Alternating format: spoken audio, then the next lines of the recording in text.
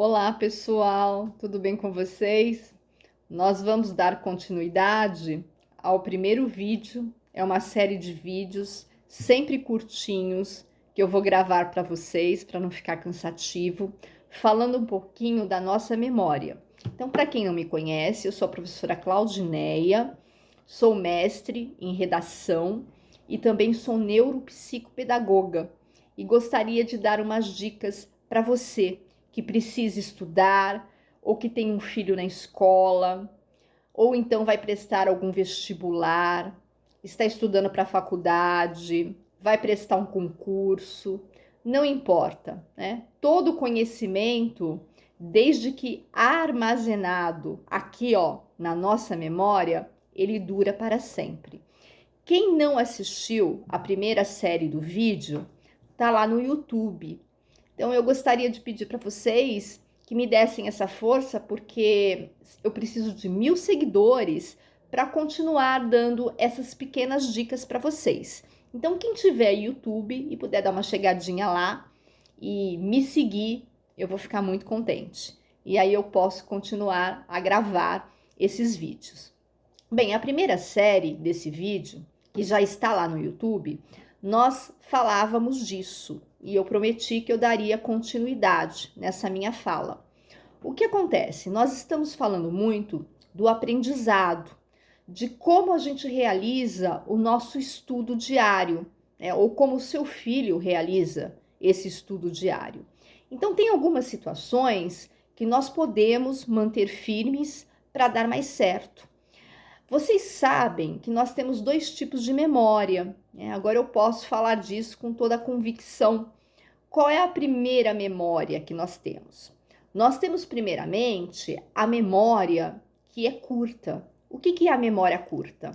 É aquele tipo de memória que eu, na verdade, estudo e assim que eu estudo, alguns dias depois, eu já não saberia mais contar para o outro, explicando aquilo que eu gostaria de explicar. Isso é o que eu chamo de memória curta.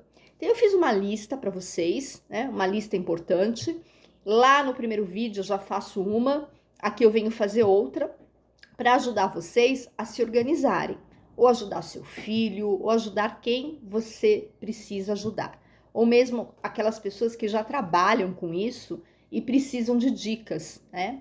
O que a gente chama então de memória curta? Eu diria que conforme o tempo passa, você esquece essa memória, porque ela só te serviu para um conhecimento armazenado. Como isso acontece? Eu já expliquei lá no YouTube no primeiro vídeo. Isso acontece porque muitas vezes eu decoro. E quem decora, eu sinto em te dizer, esquece. E quando você esquece, você nunca vai ter o conhecimento guardado para sempre. E a melhor coisa é quando você pode comentar algo com outro num conhecimento guardado, enraizado dentro de você. Quem teve aula comigo sabe que eu sempre gostei de falar muito disso, do conhecimento enraizado. Para quem ainda não me conhece, eu sou a professora Claudineia, eu sou mestre em redação e também sou neuropsicopedagoga. Então a gente fala a respeito disso porque o conhecimento enraizado é aquele que vai morar para sempre dentro de você.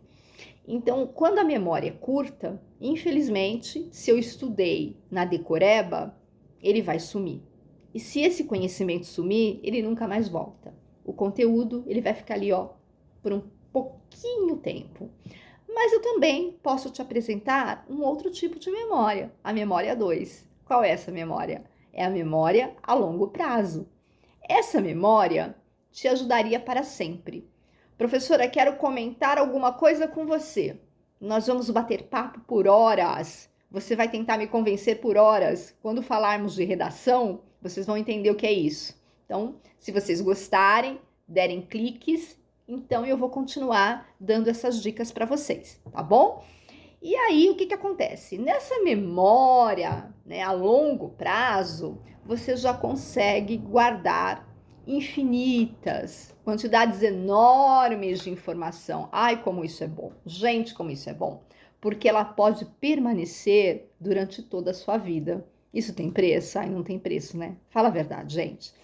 Mas, para isso, eu separei aqui, né? Eu fiz mais uma listinha. Falei para vocês que os vídeos não vão ficar muito longos, até para que vocês não se sintam cansados. A gente vai falar devagar a respeito de cada um. Então, o primeiro já está lá no YouTube, tá? Quem perdeu o primeiro, dá uma chegadinha, eu vou deixar o link depois no Facebook e vocês vão até lá, tá? Quem tiver o YouTube e fizer essa gentileza, eu vou ficar muito feliz mesmo.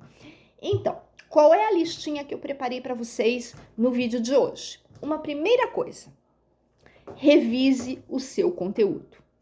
Quando você for fazer qualquer coisa, professora, eu tô tendo uma aula de inglês, eu tô tendo uma aula de espanhol, eu estou estudando para uma pós-graduação, eu vou prestar um concurso, eu estou fazendo uma faculdade em EAD, o meu filho está na escola precisando de nota em matemática, em português, não importa. Aqui nós não estamos falando de matéria, nós estamos falando do conhecimento, aquilo que envolve neuro, né? Eu sou neuropsicopedagoga, estou falando daqui, ó, o que envolve aqui. Quais são as situações que a gente tem que aprender disso? Primeiro, revisar o conteúdo. Então, quando a gente chega em casa, né, por alguma maneira, alguém te deu alguma coisa muito longa, muito extensa para você estudar e decorar, revise aquilo. Já falei no outro vídeo até das palavras-chave que a gente pode fazer para revisar situações. Então, elas ajudam muito, né? Outra coisa que eu falei no outro vídeo, vocês vão assistir depois, é a questão de você pegar aquele determinado conteúdo e tentar contextualizar o que é isso, com uma relação do cotidiano, com uma outra leitura. Isso é uma revisão de conteúdo, não deixa de ser. É essa a primeira base que eu te dou. A segunda, que eu coloquei aqui na minha listinha, reentenda, né? Procure entender e não decorar. Gente, quando eu decoro alguma coisa, ai, mas eu fui bem na prova. Foi bem na prova. Então, em primeiro momento, parece tudo ok, era tudo que eu queria, né? Tirar nota. Mas se eu quero ser uma pessoa de conhecimentos e falar sobre aquilo, é muito pouco para mim. Então, eu peço encarecidamente, não decore, aprenda. Então, já é uma segunda situação. E eu deixo lá no primeiro vídeo como que você faz isso. E aqui a gente vai falar um pouquinho mais. Como que eu posso fazer isso em terceiro momento? Fazendo associações. Então, eu tenho N maneiras de fazer associações. Primeiro, eu posso assistir uma série, eu posso entrar no YouTube e pegar 5 minutinhos sobre aquele assunto com alguém. Eu posso telefonar para um colega e tentar trocar figurinhas com ele. Falei isso já no outro vídeo. Conversar com outro é uma forma de estudar. Nós estamos pensando que não, mas é. Então, esse terceiro passo é importantíssimo. Associe aquele conteúdo com tudo que faça sentido. Eu tenho um livro sobre isso. Eu tenho já algo que eu anotei sobre isso. Associe. Quando você for estudar, é mais fácil para você. Outra coisa que eu deixei anotada aqui, para a gente não esquecer. Crie palavras-chave. Falei isso já no outro vídeo. Volto a repetir aqui. Gente, quando eu anoto algumas palavras importantes, elas não saem mais da minha memória. Se elas não saem mais da minha memória, na hora que eu for estudar aquilo, alguma coisa vai entrar na minha cabeça. É quando você vai fazer uma prova de concurso e lá tem, por exemplo, o Freire, né? O Paulo Freire, que cai muito. O Paulo Freire, ele gosta muito de falar do diálogo em sala de aula. Olha, a palavra diálogo, você tá entendendo? Eu já peguei aquilo para mim é uma palavra-chave. Eu não vou esquecer nunca mais. Outra situação, né? Crie e elabore mapas mentais. Hoje é muito comum.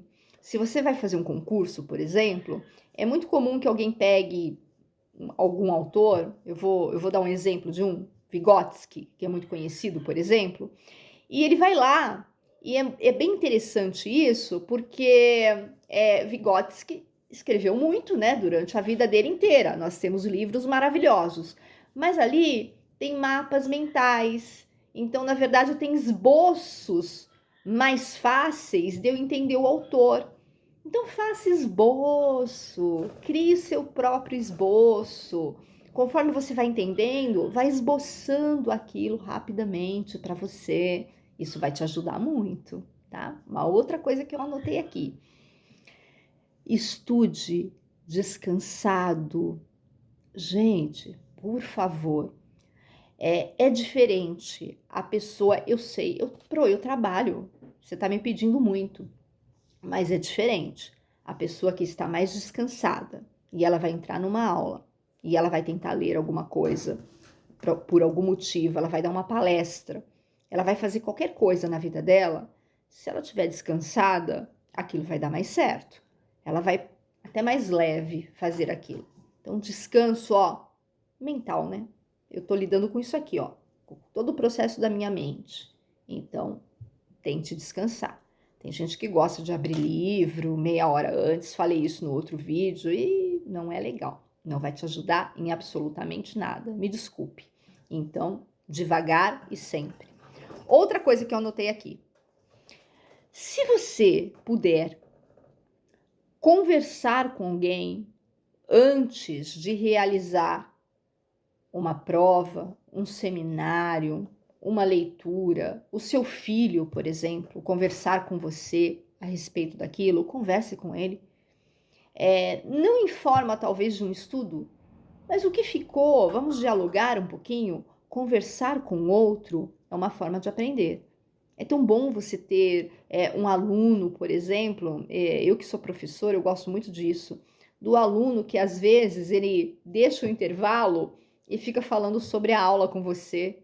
Isso é uma forma de aprender, né? Em cima daquilo você está criando novas oportunidades. Mais uma coisa, anotadíssimo aqui. Durma bem quando você tiver que fazer um processo muito importante de aprendizado, né? Não precisa ser só uma prova. De repente você precisa falar com alguém dentro da sua empresa, né? Resolver alguma questão, aquilo tem que estar na sua mente. Então, por favor, né? Vamos fazer aquilo de forma correta.